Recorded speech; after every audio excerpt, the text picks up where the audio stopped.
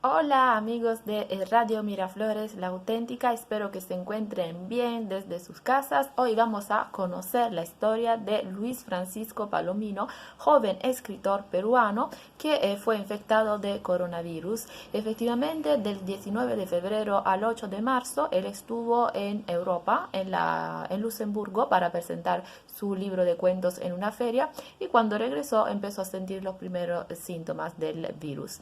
Hola Luis Francisco, antes que nada quiero agradecerte por aceptar hablar de tu historia. Yo leí en una entrevista que te realizaron que cuando tú llegaste a Europa ya la gente andaba medio enferma. ¿Tú cómo tomaste eso? ¿Te preocupó o lo tomaste a la ligera? Sí, yo escribí pues que cuando estuve allá en Europa entre febrero y marzo, me pareció que la gente ya andaba un poco mal. ¿A qué me refiero? Pues a que quienes me rodeaban estornudaban o tosían, algunos tenían secreción nasal, pero estos detalles me parecían muy normales porque en Europa pues era invierno. Eh, no había un pánico generalizado por el coronavirus, estamos hablando de hace casi un mes atrás, todo funcionaba con absoluta normalidad, el transporte, los bares abiertos, los restaurantes abiertos y la gente pues muy dispuesta a entablar, por ejemplo, conversaciones con extraños. Entonces, la amenaza para mí, el coronavirus era mínima, como cualquier otro riesgo al que te enfrentas cuando viajas. Luis Francisco, ¿se te realizó alguna prueba en el aeropuerto Jorge Chávez el día 9 de marzo, que fue cuando regresaste de Europa? Cuando llegué al aeropuerto de Lima, me hicieron un despistaje que para mí fue irrisorio, pues apenas me apuntaron la frente con una maquinita para tomarme la temperatura y me dijeron que todo estaba bien.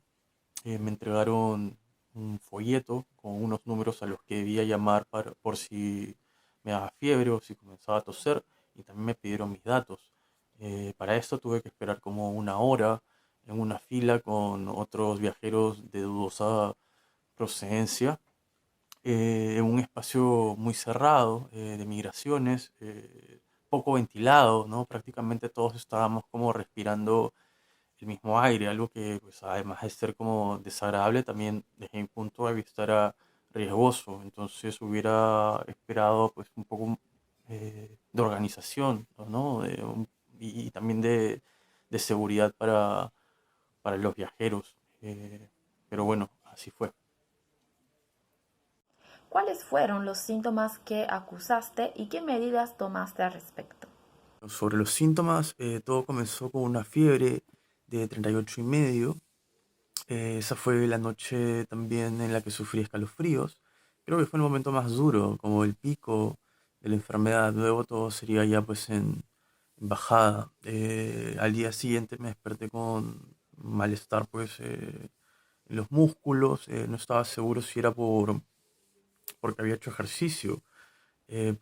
Hasta ese momento yo dudaba de que me hubiera contagiado el coronavirus. Me parecía pues casi imposible porque había tenido mucho cuidado.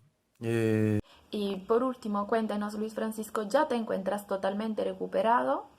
¿Qué es lo que aconsejarías a alguien que se encuentre con coronavirus en este momento? Supongo que ya estoy curado porque pues han pasado unos 26 días desde la manifestación de los síntomas, y en las últimas 2 semanas no ha habido ninguna expresión de la enfermedad.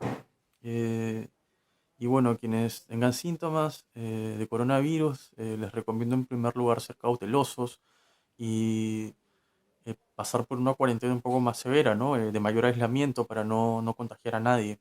Eh, También es muy importante estar fuertes mentalmente, ¿no? Hay que mantener el buen humor, hay que ser optimistas y no hay que desesperarse. También la alimentación es vital, ¿no? Hay que comer lo que fortalezca el sistema inmunológico, full vitamina C. Bueno, son cosas que a mí me han servido, y el resto ya se sabe, ¿no? Hay que comunicarse pues con las instituciones del Estado encargadas para tratar esta enfermedad. Bueno, eso es todo. Muchas gracias, Luis Francisco, por compartir con nosotros este momento tan privado de tu vida. Estoy segura de que tu testimonio le va a servir a muchas personas que nos están escuchando. Muchísimas gracias a ustedes por seguir una vez más a Tupertur. Nos vemos a la siguiente. Chao.